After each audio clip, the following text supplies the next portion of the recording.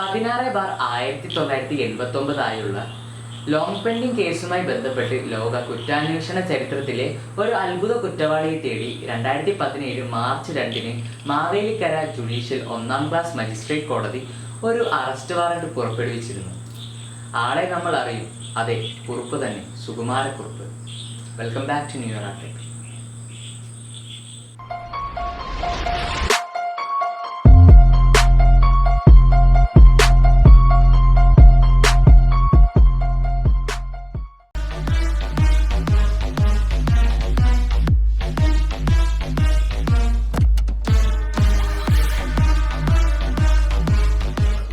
സുകുമാരക്കുറുപ്പ് ജീവിച്ചിരിപ്പുണ്ടോ അതോ മരിച്ചോ എന്നൊന്നും പോലീസിന് പോലും അറിയില്ല.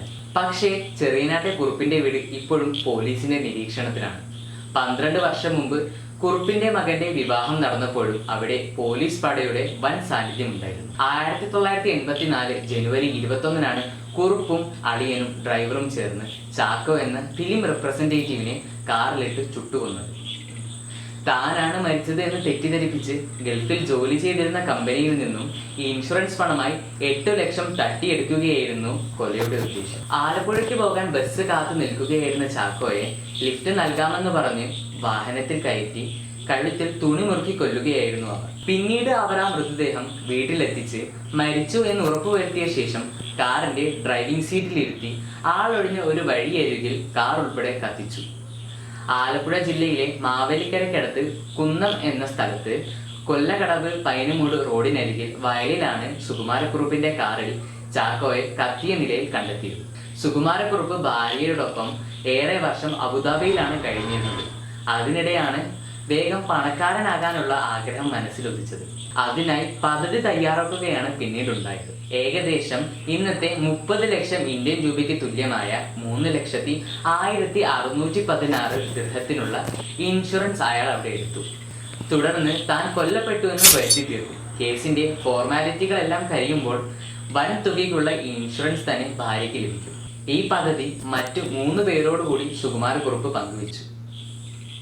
പിന്നീട് കേസിലെ 1-ാം പ്രതിയായ സുകുമാരക്കുറുപ്പിന്റെ അളിയൻ, 2-ാം പ്രതിയായ വിശ്വസ്തനായ ഡ്രൈവർ, അബുദാബിയിലെ കമ്പനിയിൽ നിന്ന് വന്ന ഒരു പ്യൂൺ എന്നിവരായിരുന്നു അത്.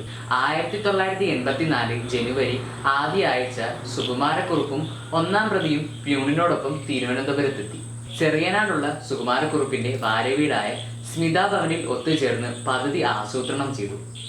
തങ്ങളുടെ പദ്ധതി വിജയകരമായി നടപ്പിലാക്കുന്നതിനായി ആലപ്പുഴ മെഡിക്കൽ കോളേജിലെ ലാബോറട്ടറിയിൽ നിന്നും അവർ അല്പം ഈതർ കൈക്കലാക്കി. ഇതിനായി ആശുപത്രി മോർച്ചറികളും സെമിത്തേരികളും സംഘം അരിച്ചു പിറക്കി. പക്ഷേ ഒന്നും നടന്നില്ല. ഒടുവിൽ കുറുപ്പിന്റെ ആകാരവടിയുള്ള ഒരാളെ കൊന്നു കത്തിക്കാൻ തീരുമാനമായി. ജനുവരി 21-ന് സംഘം ദേശീയപാതയോരത്തുള്ള ഹോട്ടൽ കൽപ്പകവാടിയിൽ ഒത്തുചേർന്നു.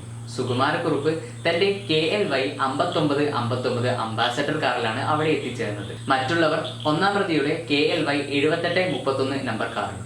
കുറുപ്പ് ഒരു കാറിലും മറ്റു പ്രതികൾ അവർ വന്ന കാറിലുമായി ദേശീയപാതയുടെ തെക്കുഭാഗത്തേക്ക് യാത്ര തിരിച്ചു. സുകുമാരക്കുറുപ്പിനോട് വലിപ്പ സാദൃശ്യം തോന്നുന്ന ഒരാളെ കണ്ടുപിടിക്കുക എന്നതായിരുന്നു ആ യാത്രയുടെ ലക്ഷ്യം. ഓച്ചിറ വരെ സഞ്ചരിച്ചിട്ടും അങ്ങനെ ഒരാളെ അവർക്ക് കണ്ടെത്താൻ കഴിഞ്ഞില്ല. എന്നാൽ തിരിച്ചു വരുന്ന വഴി കരുവാറ്റ എത്തിയപ്പോൾ ഒരാൾ അവരുടെ കാറിന് നേരെ കൈ കാണിച്ച് ലിഫ്റ്റ് അഭ്യർത്ഥിച്ചു. കൊല്ലപ്പെട്ട ചാക്കോ ആയിരുന്നു അത്. വീട്ടിലേക്ക് പോകാൻ ഒരു വാഹനം കാത്തു നിൽക്കുകയായിരുന്നു ചാക്കോ. അയാൾക്ക് സുകുമാരക്കുറുപ്പിന്റെ വലിപ്പമുണ്ടെന്ന് തോന്നിയ ഗൂഢാലോചനക്കാർ അയാൾക്ക് കുറുപ്പിന്റെ വണ്ടിയിൽ തന്നെ ലിഫ്റ്റ് നൽകി. യാത്രക്കിടെ അവർ ചാക്കോയ്ക്ക് മദ്യം നൽകാൻ ശ്രമിച്ചു. പക്ഷെ അയാൾ അത് നിരസിച്ചു. പക്ഷെ നിരന്തരമായി നിർബന്ധിച്ച് അവർ അയാളെ കൊണ്ട് ഈതർ കലർത്തിയ ബ്രാൻഡി കഴിപ്പിച്ചു. നിമിഷങ്ങൾക്കകം 1-ാം പ്രതി ചാക്കോയുടെ കഴുത്ത് ഒരു ടവൽ കൊണ്ട് മുറുക്കുകയും കഴുത്ത് ഒടിക്കുകയും ചെയ്തു. പിന്നീട് അവർ സ്മിതാ ഭവനിലേക്ക് യാത്ര ചെയ്തു. ചാക്കോയുടെ മൃതദേഹം അവിടെ ഒരു മുറിയിലേക്ക് മാറ്റിയ ശേഷം അവർ സുകുമാരക്കുറുപ്പിന്റെ ഷർട്ടും ലുങ്കിയും ആ ശരീരത്തിൽ ധരിപ്പിച്ചു. തുടർന്ന് ആ മൃതദേഹം കുറുപ്പിന്റെ കാറിന്റെ ഡിക്കിയിലാക്കി അവർ യാത്ര ആരംഭിച്ചു. കൊല്ലകടവിൽ എത്തിയപ്പോൾ അവർ ചാക്കോയുടെ മൃതദേഹമെടുത്ത് 1-ാം പ്രതിയുടെ വണ്ടിയുടെ ഡ്രൈവിംഗ് സീറ്റിൽ ഇരുത്തിയ ശേഷം സമീപത്തെ വയലിലേക്ക് തള്ളിവിട്ടു. തളച്ചിരുന്ന കാറിന് തീ കൊടുക്കുകയും തീ ആളിപ്പടർന്നപ്പോൾ അവർ കുറുപ്പിന്റെ കാറിൽ കയറി സ്ഥലം വിടുകയും ചെയ്തു. തീ കൊടുക്കാനുള്ള ശ്രമത്തിനിടെ 1-ഉം 2ഉം പ്രതികൾക്ക് പൊള്ളലേറ്റിരുന്നു. അവിടെ താഴെ വീണിടുന്ന ഗ്ലൗസ് എടുക്കാനും അവർ ശ്രദ്ധിച്ചുമില്ല. പുലർച്ചെ 3 മണിയോടെയാണ് ഈ സംഭവം നടന്നത്. നാട്ടുകാരെല്ലാം ഓടിച്ചേർന്ന് മാവേലിക്കര പോലീസ് സ്റ്റേഷനിൽ വിവരം അറിയിച്ചു. 2 പ്രതികളെ അറസ്റ്റ് ചെയ്തതിനു ശേഷമാണ് കേസിന് ഒരു പൂർണ്ണ രൂപമായത്. സുകുമാരക്കുറുപ്പിന്റെ പ്യൂൺ മാപ്പുസാക്ഷിയാവുകയും പ്രോസിക്യൂഷൻ 1ാം ദൃക്സാക്ഷിയായി തെളിവ് നൽകുകയും ചെയ്തു. അയാൾ നടന്നതെല്ലാം വിശദീകരിച്ചു. 1ഉം 2ഉം പ്രതികൾക്ക് ജീവപര്യന്തം ശിക്ഷ കിട്ടി.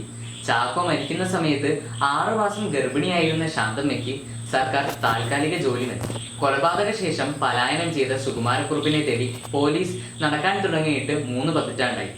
ഇതിനെക്കുറിച്ച് ഒരുപാട് കഥകളും പ്രചരിച്ചിട്ടുണ്ട്. വടക്കേ ഇന്ത്യയിൽ കുറുപ്പ് ചികിത്സയിൽ കഴിഞ്ഞിരുന്നൊരിടം കണ്ടെത്താനായി എന്നും ക്രൈംബ്രാഞ്ച് SP ജോർജ് ജോസഫ് തന്റെ പുസ്തകത്തിൽ എഴുതിയിട്ടുണ്ട്. പലതവണ കുറുപ്പ് പോലീസ് പിടിയിലായിട്ടുണ്ടെന്നും എന്നാൽ അത് കുറുപ്പാണെന്ന് മനസ്സിലാകാതെ വിട്ടയച്ചിട്ടുണ്ടെന്നും കഥകൾ പറയുന്നു. അതിനിടയ്ക്കാണ് സുകുമാരക്കുറുപ്പ് ഇസ്ലാം മതം സ്വീകരിച്ച് മുസ്തഫ എന്ന് പേര് മാറിയെന്നും മദീനയിലെ ഒരു പള്ളിയിൽ ഒരു പുരോഹിതന്റെ സഹായിയായി കഴിയുകയാണെന്നും മംഗളം ദിനപത്രം റിപ്പോർട്ട് ചെയ്തു. ആ റിപ്പോർട്ട് എത്രത്തോളം ശരിയാണെന്നുള്ള കാര്യത്തിൽ സംശയമുണ്ട്. കുറുപ്പിന്റെ കേസ് പോലീസും കോടതിയും ഇതുവരെയായിട്ടും എന്തായാലും ക്ലോസ് ചെയ്തിട്ടില്ല. ബന്ധുക്കളും പോലീസും വിശ്വസിക്കുന്നത് പോലെ കുറുപ്പ് എവിടെയെങ്കിലും ജീവനോടെ ഉണ്ടാവാം. അപ്പോൾ എന്തായാലും ഈ കാര്യം പറഞ്ഞുകൊണ്ട് ഞാൻ ഈ വീഡിയോ ഇവിടെ വെച്ച് നിർത്തുന്നു. അപ്പോൾ നിങ്ങൾക്ക് വീഡിയോ ഇഷ്ടപ്പെട്ടെങ്കിൽ ലൈക്ക് ചെയ്യുക, ഷെയർ ചെയ്യുക, സബ്സ്ക്രൈബ് ചെയ്യുക. ആരാ? It's me, Kurup. കുറുപ്പോ? സുകുമാരക്കുറുപ്പ്.